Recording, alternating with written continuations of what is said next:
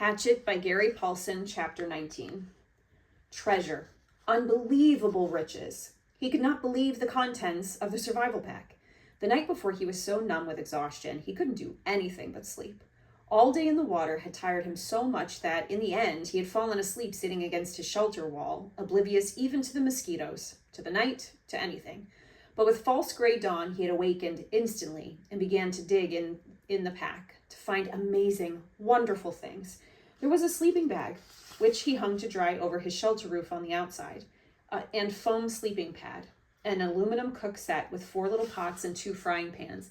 It actually even had a fork and knife and spoon, a waterproof container with matches and 2 small butane lighters, a sheath knife with a compass in the handle, as if a compass would help him, he thought, smiling, a first aid kit with bandages and tubes of antiseptic paste, and small scissors, a cap that said Cessna across the front in large letters. Why a cap, he wondered.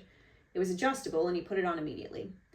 A fishing kit with 4 coils of line, a dozen small lures and hooks and sinkers. Incredible wealth. It was like all the holidays in the world, all the birthdays there were.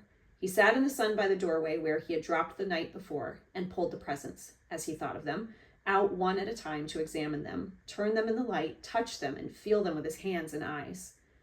Something that at first puzzled him. He pulled out what seemed to be the broken off bulky stock of a rifle, and he was going to put it aside, thinking it might be for something else in the pack, when he shook it and it rattled.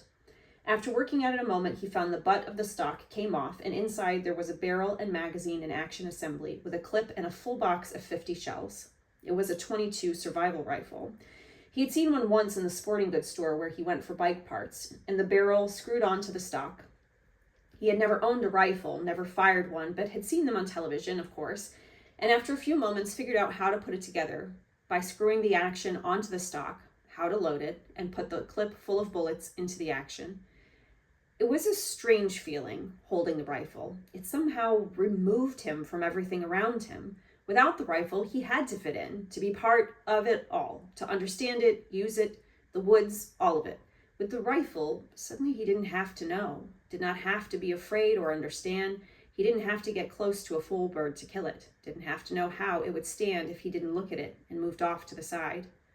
The rifle changed him. The minute he picked it up, and he wasn't sure he liked it very much. He set it aside, leaning it carefully against the wall. He could deal with that feeling later. The fire was out, and he used a butane lighter and piece of birch bark with small twigs to get another one started, marveling at how easy it was, but feeling again that the lighter somehow removed him from where he was, what he had to know. With a ready flame, he didn't have to know how to make a spark nest or how to feed the new flames to make them grow. As with the rifle, he wasn't sure he liked the change. Up and down, he thought. The pack was wonderful, but it gave him up and down feelings. With the fire going and sending up black smoke and a steady roar with the pitch smell chunk he put on it, he turned once more to the pack. Rummaging through the food packets, he hadn't brought them out yet because he wanted to save them until last, glory in them. He came up with a small electronic device, completely encased in a plastic bag. At first he thought it was a radio or a cassette player, and he had a surge of hope because he missed music, missed sounds, missed hearing another voice. But when he opened the plastic and took the thing out and turned it over, he could see that it wasn't a receiver at all. There was a coil of wire held together on the side with by tape, and it sprung into a 3-foot-long antenna when he took the tape off. No speaker, no lights, just a small switch at the top, and on the bottom he finally found in small print, emergency transmitter. That was it. He turned the switch back and forth a few times, but nothing happened. He couldn't even hear static. So, as with the rifle, he set it against the wall and went back to the bag.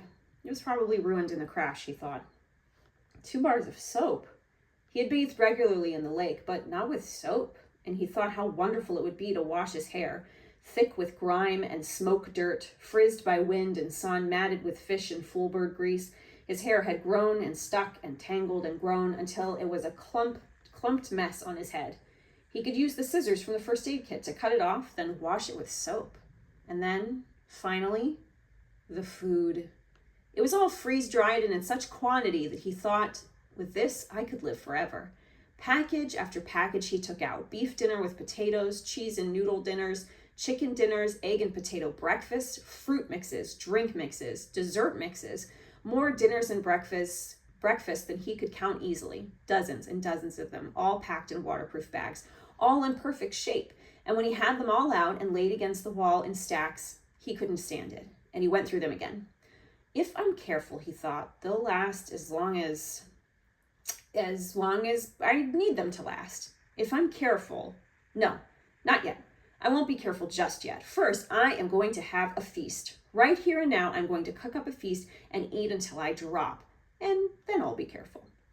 He went into the food packs once more and selected what he wanted for his feast. A 4-person beef and potato dinner with orange drink for an appetizer and something called a peach whip for dessert.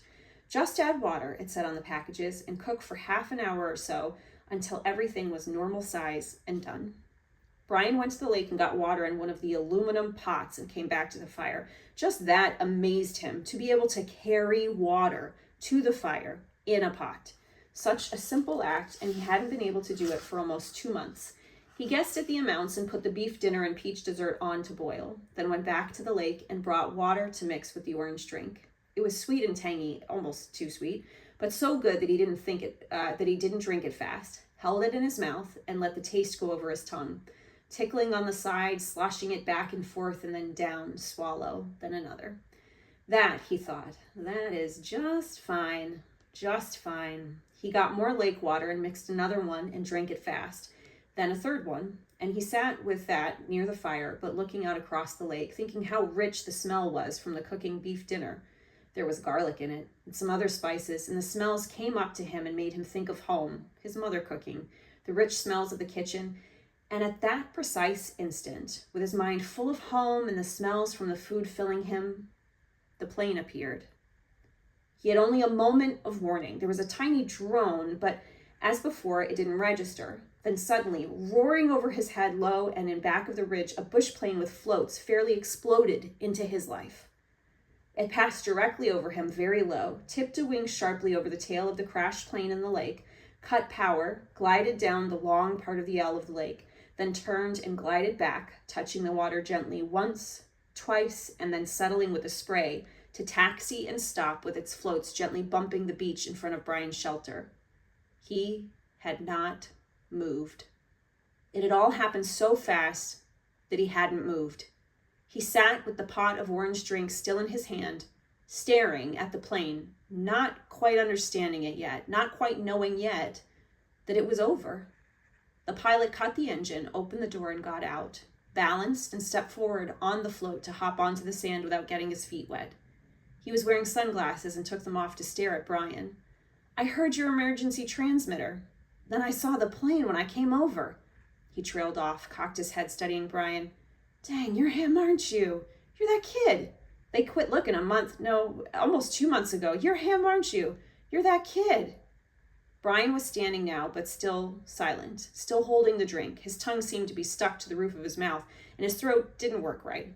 He looked at the pilot and the plane and down at himself, dirty and ragged, burned and lean and tough, and he coughed to clear his throat. "My name is Brian Robeson," he said. Then he saw that his stew was done, the peach whip almost done, and he waved to it with his hand. "Would you like something to eat?"